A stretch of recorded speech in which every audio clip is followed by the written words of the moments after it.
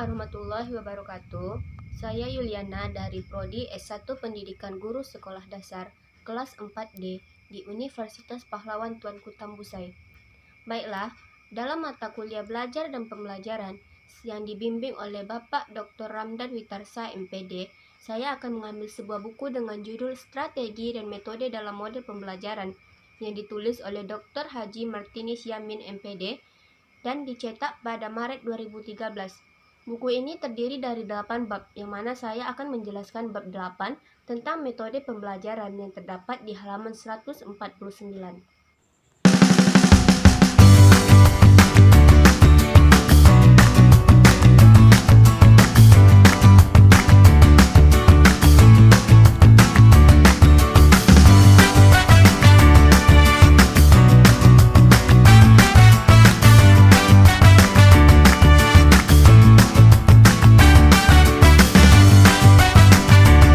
Akan menjelaskan tentang metode pembelajaran.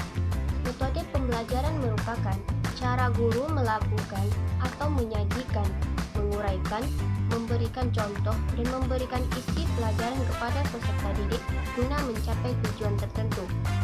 Metode cara guru menjelaskan konsep, fakta, dan prinsip kepada peserta didik dengan cara pendekatan yang berpusat pada guru atau teacher oriented dan pembelajaran yang berpusat pada peserta didik atau student oriented.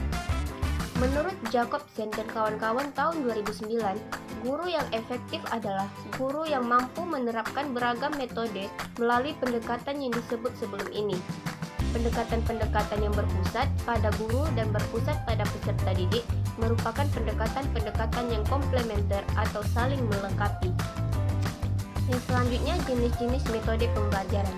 Yang pertama ada metode ceramah atau lektur. Metode ceramah yang berasal dari kata lektur ini memiliki arti dosen atau metode dosen.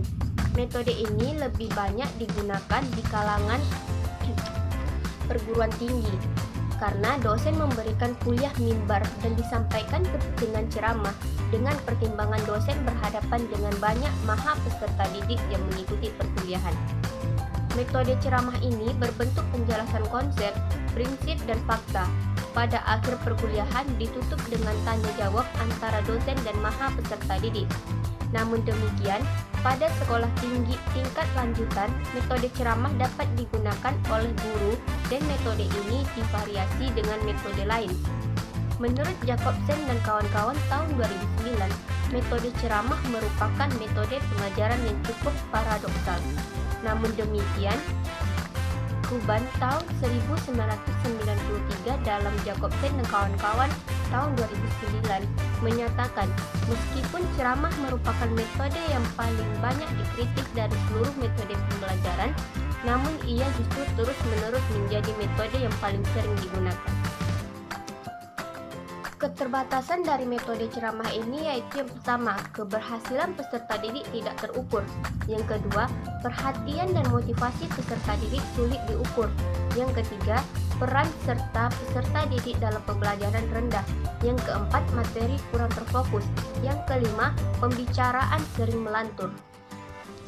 Yang selanjutnya yaitu yang kedua, metode demonstrasi.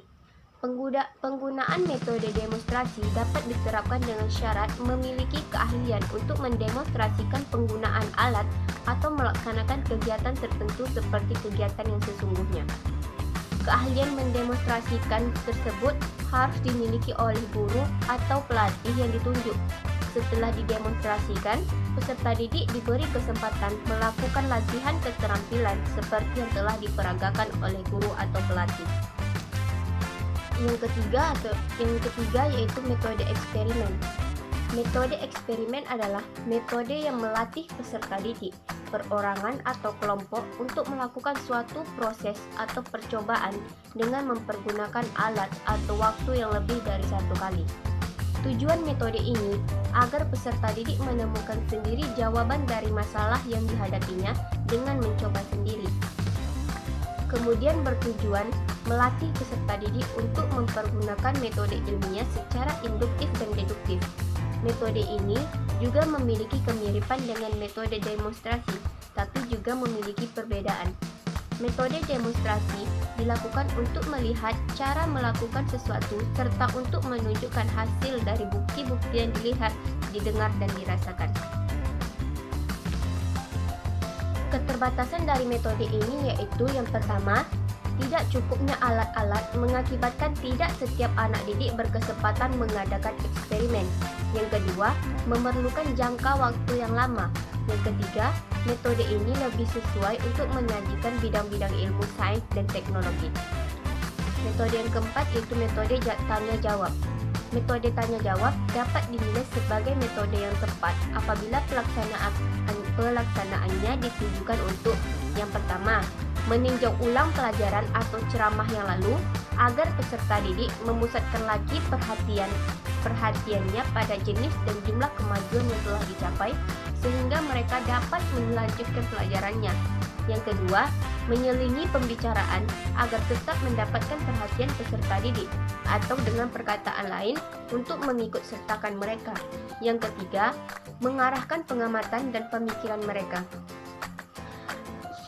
Metode tanya-jawab tidak wajar digunakan apabila yang pertama, memiliki kemajuan peserta didik, menilai kemajuan peserta didik. Yang kedua, mencari jawaban dari peserta didik tetapi membatasi jawaban yang dapat diterima. Yang ketiga, memberi giliran pada peserta didik tertentu. Selain itu, kelemahan dari metode tanya-jawab ini yaitu bahwa tanya-jawab bisa menimbulkan penyimpangan dari pokok persoalan. Lebih-lebih jika kelompok peserta didik memberikan jawaban atau mengajukan pertanyaan yang dapat menimbulkan masalah baru dan menyimpang dari pokok persoalan. Selanjutnya yaitu metode penampilan. Metode penampilan adalah berbentuk pelaksanaan praktik oleh peserta didik di bawah bimbingan dari dekat oleh pengajar. Praktik tersebut dilaksanakan atas dasar penjelasan atau demonstrasi yang diterima atau diamati peserta didik. Metode ini dipergunakan pengajar harus yang pertama, memberikan penjelasan yang cukup kepada peserta didik selama peserta didik berpraktik. Yang kedua, melakukan tindakan pengamanan sebelum kegiatan praktik dimulai untuk keselamatan peserta didik yang digunakan. Yang selanjutnya ada metode diskusi.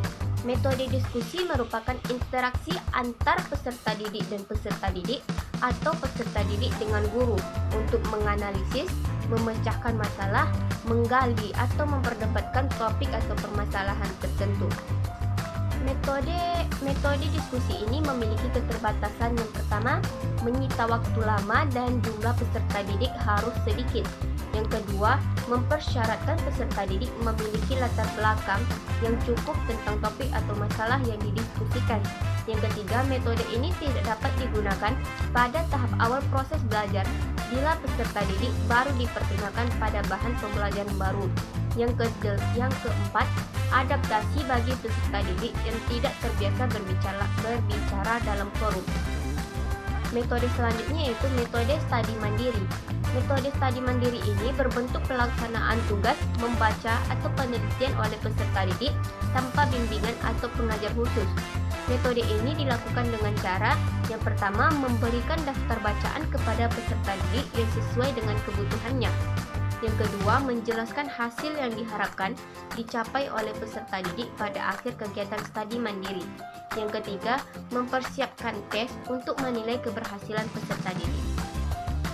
Metode studi mandiri ini hanya dapat digunakan manakala peserta didik mampu menentukan sendiri tujuannya dan dapat memperoleh sumber-sumber yang diperlukan untuk mencapai tujuan tersebut. Yang kedelapan, ada metode pembelajaran terprogram. Metode pembelajaran terprogram menggunakan bahan pengajaran yang disiapkan secara khusus. Isi pelajaran di dalamnya harus dipecahkan menjadi langkah-langkah kecil, diurutkan dengan cermat, diarahkan untuk mengurangi kesalahan, dan diikuti dengan umpan balik. Peserta didik mendapatkan kebebasan untuk belajar menurut kecepatan masing-masing. Metode ini juga memiliki keterbatasan. Yang pertama, bahan pelajaran yang telah dikumpulkan dengan baik membuat peserta didik melalui urutan kegiatan belajar yang sama. Hal ini membuat metode kurang fleksibel. Yang kedua, biaya pengembangannya tinggi. Yang ketiga, peserta didik kurang mendapatkan interaksi sosial. Yang selanjutnya ada metode studi kasus.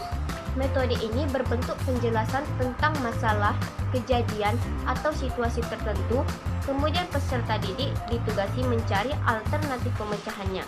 Kemudian metode ini dapat juga digunakan untuk mengembangkan berpikir kritis dan menemukan solusi baru dari suatu topik yang dipecahkan.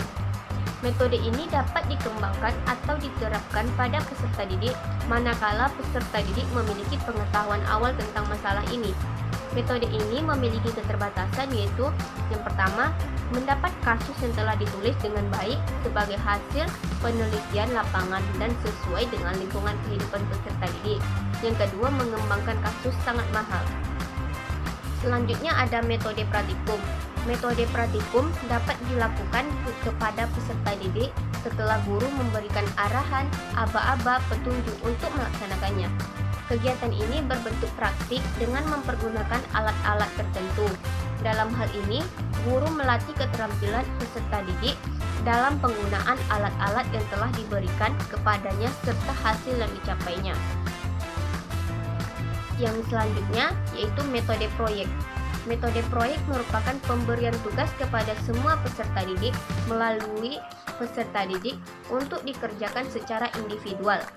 Peserta didik dituntut untuk mengamati, membaca, dan meneliti. Kemudian peserta didik dimintakan membuat laporan dari tugas yang diberikan kepadanya dalam bentuk makalah. Metode ini bertujuan membentuk analisis masing-masing peserta didik. Selanjutnya ada metode Computer Assisted Learning. Metode ini digunakan untuk kegiatan belajar yang terstruktur, di mana komputer diprogramkan dengan pemecahan permasalahan-permasalahan. Peserta didik diminta untuk memecahkan masalah tersebut atau mencari jawaban dengan mempergunakan komputer, dan seketika itu juga jawaban peserta didik diproses secara elektronik. Dalam beberapa detik, peserta didik sudah mendapatkan jawaban atau umpan balik tersebut. Computer Assisted Learning memberikan peserta didik untuk maju sesuai dengan kecepatan masing-masing mereka. Dan metode yang terakhir yaitu metode Flexible Grouping. Metode ini didasarkan pada asesmen berkelanjutan diwajib oleh sekolah sebelum tahun pertama studi. Menurut Arendt tahun 2008, bahwa kelompok-kelompok ini tidak akan permanen dan bahwa peserta didik akan dikelompokkan ulang bila profesiensi mereka dalam keterampilan membaca atau menulis tertentu meningkat. Baiklah, beragam metode-metode pembelajaran yang telah saya jelaskan di atas disajikan untuk menjadi pilihan-pilihan bagi guru atau dosen dalam melaksanakan proses pembelajaran secara kompatibel. Masing-masing metode memiliki keunikan, kebaikan, dan keterbatasannya. Komunikasi yang komunikatif akan sempurna manakala seorang guru atau dosen dapat menempatkan metode yang sesuai dengan sasaran yang hendak dicapai secara bersama. Baiklah, hanya ini yang dapat saya jelaskan. Assalamualaikum warahmatullahi wabarakatuh.